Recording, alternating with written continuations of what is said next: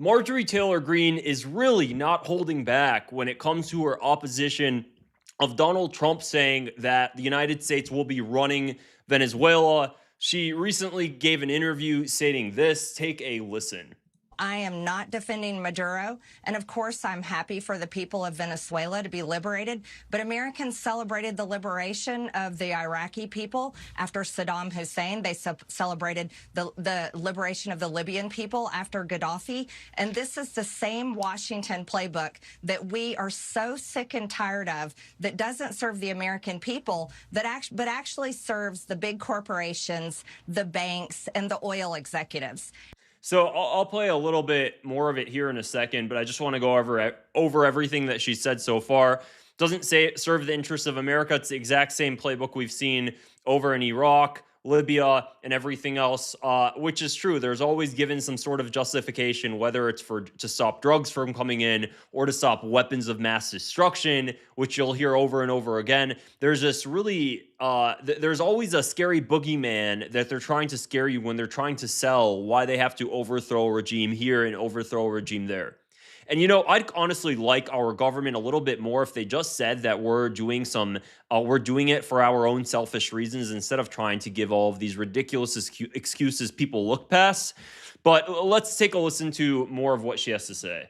And so my pushback here is on the Trump administration that campaigned on Make America Great Again, that we thought was putting America first. I want to see domestic policy be the priority that helps Americans afford life after 4 disastrous years of the Biden administration. I want to see domestic policies that prioritizes jobs and affordable housing for Americans after 4 disastrous years of the Biden administration. And I want to see domestic priorities that put Americans first in regards of health care. Health insurance costs too much, car insurance, home insurance. And these are issues that matter to Americans. We don't consider Venezuela our neighborhood. Our neighborhood is right here in the 50 United States, not in the Southern Hemisphere. Well, let me ask. So, I mean, there you have it. She had some pretty strong statements. It's crazy to see just how much she's changed, or maybe Trump's changed, and she's kind of stayed the same in her position over the past year, especially. So she's went ahead and said some other things as well. I've served on the Homeland Security Committee for the past 3 years. I'm 100% for strong, safe, secure borders and stopping narco terrorists and cartels from trafficking deadly drugs and human trafficking into America. Fentanyl is responsible for over 70% of U.S. drug overdose deaths, and fentanyl comes from Mexican cartels made with chemical precursors from China and trafficked across the U.S.-Mexico border.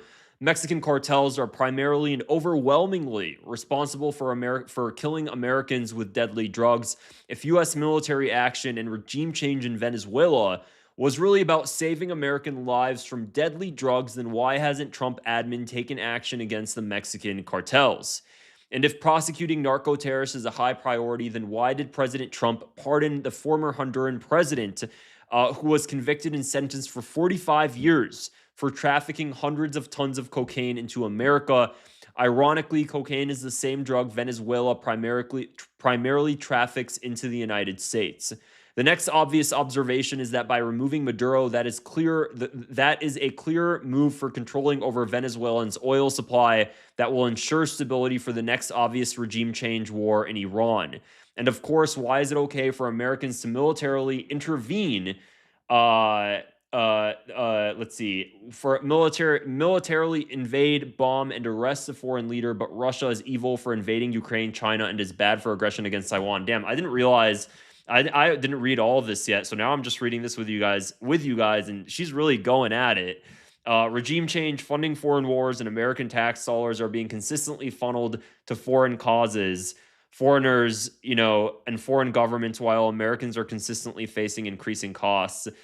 Americans' disgust with our government's never-ending military aggression and support for foreign wars is justified. It's justified because we are forced to pay for it, and both parties always keep Washington military machine funded and going. Boy, this is what I thought many in MAGA voted to end. Boy, were we wrong. That is crazy. That is crazy. At the end, she says, as of right now, neither party is offering the solution. I mean, she's right. I'm not gonna pretend she's not. This part really did stick out to me though, and I want to highlight it again.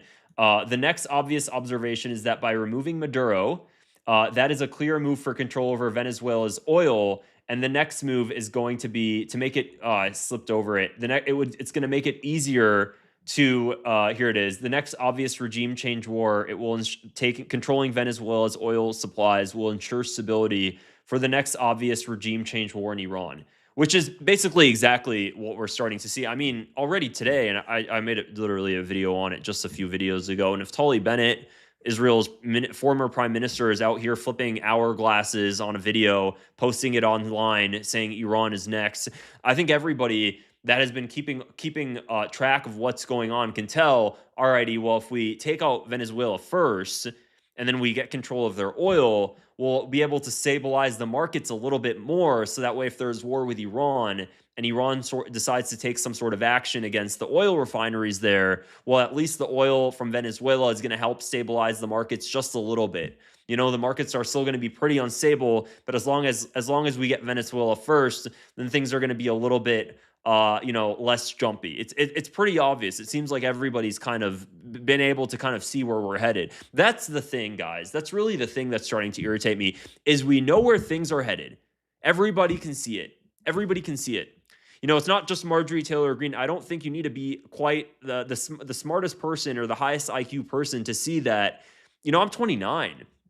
So I'm sure there are people older than me and a lot younger than me, but I even just in my 29 years of life, I've been able to kind of see that oh wow, this is exactly what's happened 5 years ago, 10 years ago, 20 years ago, and so on. It's the same exact playbook, and we're just seeing it take place in real life. So we already know based on the past what's going to happen in the future. And it's not just Venezuela. Of course, Iran's going to be next. And then what? And then what? Iran, Russia, China, and then what? I already told you guys what I think is going to be and then what. And, you know, I can make a whole separate video on it. I personally think the boogeyman then is going to be ISIS, and it's going to be used to justify Israel's expansion into the Sinai and southern Syria and everything else. That's a separate video, though. I'll talk to you guys more about that later. But at what point are we going to actually, are we going to be able to do anything about this? Is this just going to keep going on indefinitely? Because I feel like, truly and unfortunately, we're all on a roller coaster ride to hell. I feel like we're seeing everything going and none of us are able to actually stop it. I mean, what's it take to actually stop it? Every single time a president gets in power, it's like, I feel like, you know, Jeffrey Sachs said this once before on a video, and he said, when a president becomes president, all of a sudden they go into a room and they have all of these men in black suits come to them and tell them who's really in charge. It was a viral clip he's previously said. I feel like that's kind of what's going on. Trump, during his first term, regardless of how you feel about Trump, during Trump's first term, he came out and he made that during his first campaign. He would talk about how they knew there were no weapons of mass destruction and they went in anyways. And he really pissed off the billionaires and millionaires that were in the crowd in the actual studio listening to that, and they all booed him. But he said it anyways, and I think that's why he elicited so much support, because he finally kind of called out the system in the way. So people felt like he was on their side.